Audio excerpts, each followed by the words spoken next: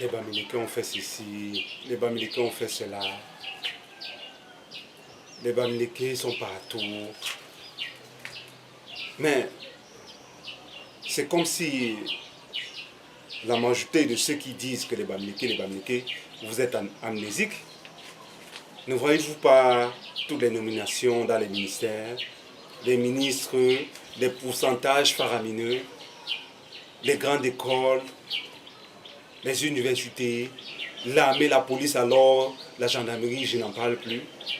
Ne voyez-vous pas toutes ces statistiques?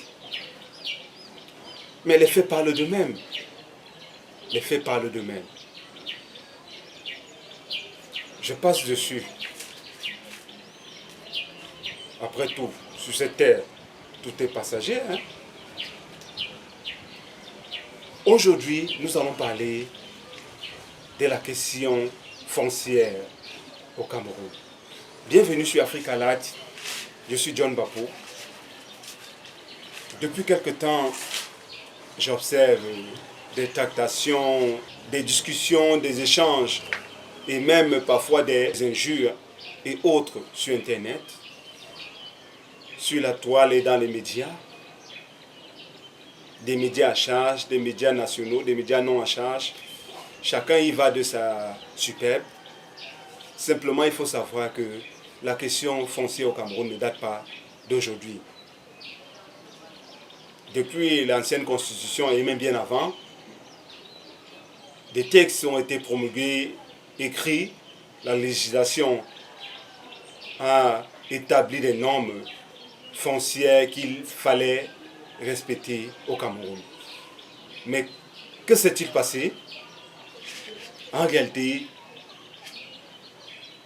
je commencerai par le point 1 de cette vidéo en disant que nous sommes arrivés à un stade où il y a eu une certaine faille. Oui, il y a eu, pour commencer, un manque de prospective. Oui, comme je disais tantôt, je laisse ce soin à des juristes et autres de mieux vous expliquer ces questions au niveau légal et judiciaire. Mais simplement, il y a eu un manque de prospective, car des textes fonciers d'il y a une trentaine d'années ne sont plus tout à fait adaptés au contexte actuel camerounais. Pourquoi le dirais-je? Simplement parce que je prendrai peut-être le cas du Japon, qui à un moment donné s'est rendu compte qu'il n'avait plus suffisamment de terre et s'est mis à construire en hauteur. Je ne demande pas forcément au Cameroun de le faire, car il y a encore suffisamment de terre, d'espace. Mais je dis simplement que face à un problème, il faut trouver une solution. Et le manque de prospective qu'a fait preuve l'État camerounais et les législateurs a entraîné en grande partie cette situation actuelle. Oui, vous allez me dire que tout est parti des égoïsmes et autres. Oui, il y a aussi un peu de cela. Mais c'est comme si vous disiez au chat de se moquer du tigre. Oui, mais c'est comme si vous disiez à un chien de se moquer des autres chiens alors que tous sont en train de fouiller des poubelles. Oui, cette image, c'est elle qui me revient. Simplement, il faut savoir que le manque de prospective a entraîné beaucoup d'autres soucis. Et cela a abouti à ce désordre actuel que nous voyons. Je n'oublierai pas de souligner le fort ancrage de corruption qui existe dans certains domaines et surtout celui foncier, que ce soit la corruption en amont, que ce soit en aval, que ce soit au niveau des particuliers, que ce soit au niveau des législateurs et autres, ce qui entraîne beaucoup d'autres problèmes juridiques et autres plaintes face à tous ces manquements, il faut se l'avouer, nous devons, nous citoyens camerounais, sans distinction aucune, aider notre État. Oui, cela m'amène au deuxième point de cette vidéo qui est le zèle démesuré de certains Camerounais. Je tiens à vous rappeler, tous frères et sœurs, que les premiers habitants du Cameroun, officiellement, ce sont les Pygmées. Et après les Pygmées, si l'on s'en tient toujours aux faits historiques, ce sont les Foufoudés qui sont arrivés bien après, des siècles après. Et après ces gens, pas forcément les musulmans, mais les Foufoudés, une partie, toujours selon les faits historiques, allez lire l'histoire de l'Afrique, écrite par Cheikh Anta Diop, tome 3 et autres, d'autres volets, d'autres livres historiques. Allez regarder les archives en Allemagne et en France, et vous verrez. D'autres populations sont venues des siècles plus tard, et c'est là où on a parlé des grandes migrations bantoues. Oui, car il existe plus d'une dizaine de Fang, de tribus Fang. Il existe plus d'une dizaine d'ethnies Fang. Quand je parle à mes confrères de Fang Beti, de Fang Bamileke, ils me disent c'est pas possible. Quand ils voient l'image de Fang, ils voient seulement Fang Beti, Fang Beti. Ils n'imaginent même pas qu'il y a plus d'une dizaine de Fang. Il y a même des Fang Bamileke. Les migrations bantoues sont donc venues plus après, et avec elles, son lot de population. Certes, sur certains plans, mes frères Beti, Massoumi Nebesse, mes frères Beti, sont arrivés bien avant ce qu'ils appellent Bamileke, qui sont aussi des Bantous comme eux. Mais cela ne justifierait pas l'accaparement total des terres, comme cela s'en manifeste au Cameroun. Car qui a donné le droit à ceux qui prétendent maintenant discriminer les autres, qui essaient de discriminer les autres, alors qu'ils le font déjà suffisamment par d'autres faits politiques, administratifs et autres, sur d'autres plans? Les statistiques parlent d'eux-mêmes. Regardez même au Cameroun, les statistiques d'employabilité, les statistiques de représentativité au niveau des grands postes, au niveau des postes régaliens, au niveau de presque tout. Regardez les statistiques, ils sont alarmants. C'est 2 à 3 régions qui se partagent le pouvoir au Cameroun. La région du centre, la région du sud, je commencerai même par le sud, le centre et l'est, dans une moindre mesure. Regardez les postes les plus importants depuis 1982. Et même bien avant 1982, historiquement, les Beti, pour ne pas le citer, étaient déjà à certains postes régaliens. La 4e région qui vient entre, avec quelques rares postes de pouvoir, c'est la région du nord-ouest, sud-ouest, les 2 grandes régions. Et la 5e région, ou 6e, parce qu'il y a même la région du littoral, la 6e ou la 7e même, parce qu'il y a même encore d'autres, des musulmans et autres.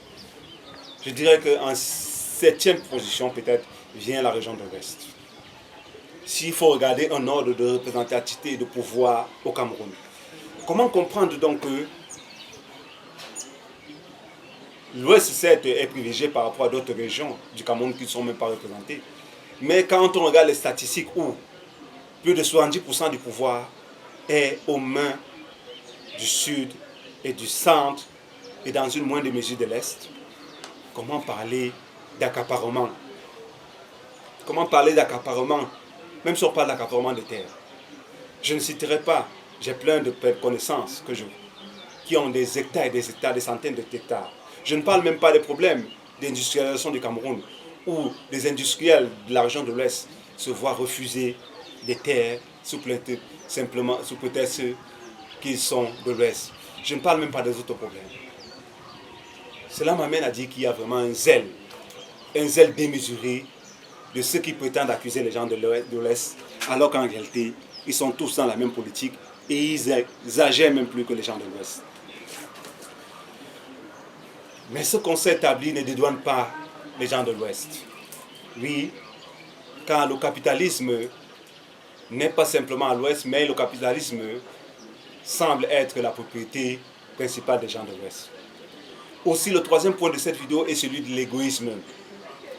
Il faut sortir de l'égoïsme capitaliste. Oui, certes, ce n'est pas simplement les gens de l'Ouest qui ont des centaines d'hectares au Cameroun. Beaucoup de personnes, même des autres tribus que je n'ai pas citées dans cette vidéo, ont des centaines d'hectares. Parfois, certaines prennent tout un domaine, tout un village. Mais cet esprit capitaliste, il faut sortir de là. C'est pour cela que je citais au début de la vidéo l'exemple du Japon. Regardez les problèmes fonciers, comment ils ont traité le problème foncier au Japon. Regardez comment la Chine est en train de le traiter. Regardez même comment en Inde, cela est en train de se passer. Ils trouvent des solutions très astucieuses. Oui, je prendrai un exemple. Comment comprendre qu'un seul être humain puisse avoir, parce qu'il a des milliards, 100, 200 hectares dans une population camerounaise qui a plus de 30, je dirais même 40 millions. Car les statistiques manquent, mais en réalité, la population camerounaise avoisine les 40, sinon même dépasse les 40 millions. Contrairement à ce qui se dit. Les autres resteront où? Que seront leurs enfants? Que feront leurs enfants? C'est la même analogie que je fais avec le pouvoir. Si vous prenez tout le pouvoir, à quoi les enfants de zone deviendront quoi? De simples serviteurs, de simples valets. Vous venez à m'ajouter des enfants des planteurs. Maintenant que vous êtes au pouvoir, vous vous accaparez tout et vous voulez maintenant faire croire que ce sont les autres, les Bamileke. Pourtant, en réalité, c'est vous qui avez accaparé tout le pouvoir. C'est vous. Mais il y a aussi un souci d'égoïsme au niveau de certains Bamileke qui achètent des hectares par-ci, par-là, sans tenir même compte du fait qu'il faut une transmission, il faut surtout et surtout, il faut un équilibre. À ce niveau, j'accuse non seulement les Bamileke, mais aussi ceux qui les vendent les terres. Comment vous vendez toutes les terres sans penser à vos progénitures? Ça n'a pas de sens. Et ceux qui viennent acheter les terres, vous ne voyez pas que c'est de l'égoïsme? Que ce soit les Bamileke, que ce soit les gens d'autres régions, parce que ce n'est pas seulement les Bamileke. Et encore même, jusqu'à preuve du contraire, les grands propriétaires terriens au Cameroun ne sont pas les Bamileke. Ceux qui ont les plus grandes terres au Cameroun ne sont pas les Bamileke, contrairement à ce qu'on fait croire. Mais que ce soit les Bamileke, que ce soit d'autres non-Bamileke, il y a un problème, il y a un souci d'égoïsme. Même si l'État n'a pas anticipé, à vous de penser aussi à la postérité. Quand vous allez dans chaque village, vous achetez des dizaines d'hectares, à quoi vous attendez-vous? Heureusement qu'une réforme foncière s'impose au Cameroun. Avec nos présidents actuels ou après, une réforme foncière s'impose au Cameroun. Car l'égoïsme des Camerounais, pas simplement Bamileke, certes il y a des Bamileke qui sont dans cet égoïsme, mais l'égoïsme des Camerounais en général, sur le plan foncier et même sur le plan politique, cet égoïsme ne peut pas déboucher sur un Cameroun meilleur. Mais puisque nous avons espoir et nous savons que le Cameroun sera meilleur, aussi nous pensons qu'il y a urgence à revoir le domaine foncier, que ce soit celui de l'État, que ce soit celui même général. On dit souvent que la terre appartient aux premiers occupants. Oui, mais est-ce que cela est toujours vrai dans tous les contextes? Je ne pense pas. Si oui, est-ce ce qui justifie la jalousie maladive qu'on observe aujourd'hui envers les Bamileke, alors que tous les pouvoirs sont aux mains en grande partie des gens d'une certaine région ou de 2 ou 3 régions?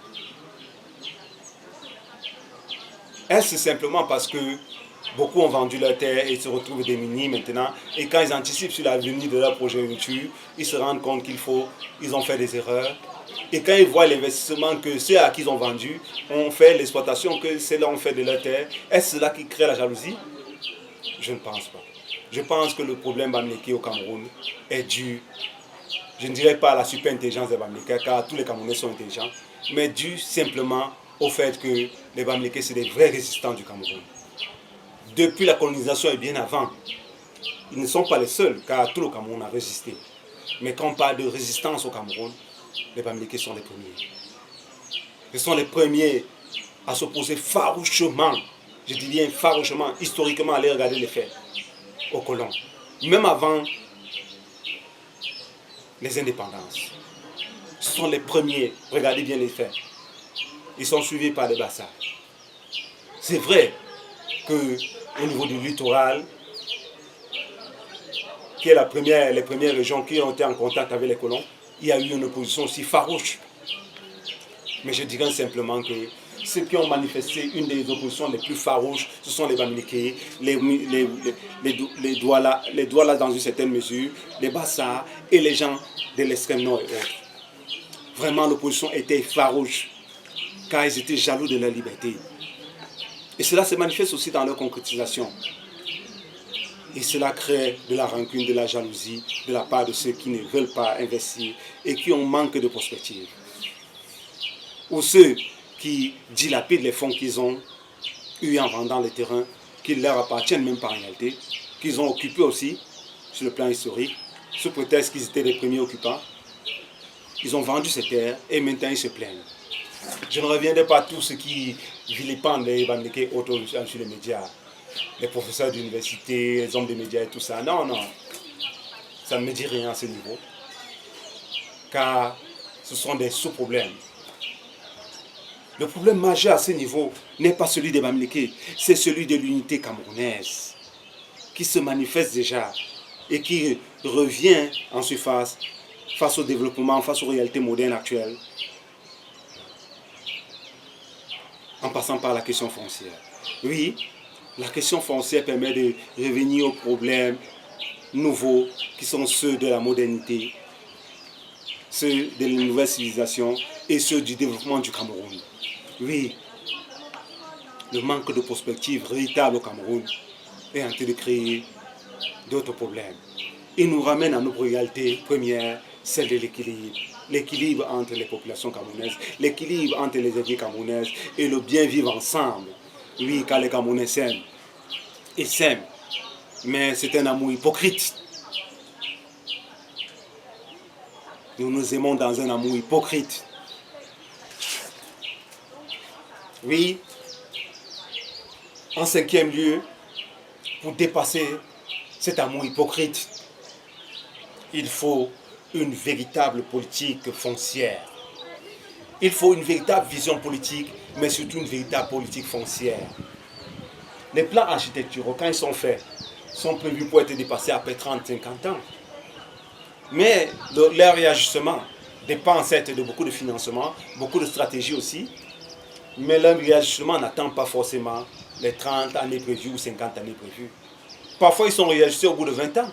Parfois, ils sont réajustés bien au bout de 10 ans. Simplement parce que la réalité nous rattrape. Comment allons-nous réajuster la réalité, les réalités foncières au Cameroun? Est-ce en confirmant des textes législatifs qui donnaient à l'État toutes les terres? Est-ce en donnant plus de pouvoir à l'État sur le plan foncier? Est-ce en faisant une répartition mieux équilibrée? Est-ce en essayant d'apporter des mesures adéquates qui permettent un certain équilibre et qui permettent qu'un individu à lui seul, que ce soit un Bamileke, que ce soit un musulman, que ce soit un Béti, que ce soit une personne d'une autre ethnie camerounaise, qu'il ne s'accapare pas à lui seul tout un village? Est-ce en repartissant les choses de manière à ce qu'une personne ne puisse pas avoir plus de 10 hectares dans le Cameroun entier? Oui, quand il faut y arriver, même si vous êtes industriel, sauf si vous voulez faire des projets industriels ensemble, qu'on peut vous donner une centaine d'hectares. Mais il faudrait qu'on arrive à un état, à une situation où un seul individu ne pourra plus s'accaparer tout le pouvoir. Pour ça, il faut une recartographie de tout le Cameroun, ce qui coûte bien sûr des moyens, mais il faut des moyens pour cela. Il faut mettre des moyens pour cela, que ce soit le gouvernement actuel, que ce soit le prochain gouvernement. Mais il faut surtout établir des statistiques et proposer de nouvelles technologies qui sont faites par des Camerounais pour non seulement cartographier, mais pour répertorier et surtout pour informatiser et surtout créer des moyens de traçabilité avec des GPS, avec même des puces modernes qui permettent de répertorier tout le foncier camerounais. Ça, c'est possible. Et d'attribuer des lots aux Camerounais selon leurs moyens et de répertorier tous ceux qui sont déjà achetés, de telle manière que chaque fois que quelqu'un, un particulier ou bien l'État vend un terrain ou attribue un terrain à X ou Y, que cela soit répertorié sur la grille, sur la map cartographique du Cameroun, de telle manière qu'on puisse évoluer, savoir quelles sont les terres arables, quelles sont les zones d'exploitation, quelles sont les zones industrielles, quelles sont les zones de création de main-d'œuvre, quelles sont les zones d'exploitation minière et quelles sont les zones touristiques du Cameroun, ou les zones culturelles, les cimetières, les parcs, les musées, les zones culturelles, les zones du patrimoine à préserver. Il faut que le patrimoine camerounais soit statistiquement mappé afin que le Cameroun devienne un pays uni. Merci, merci, unité camerounaise, unité de toutes les unités camerounaises, unité par le territoire, unité véritable.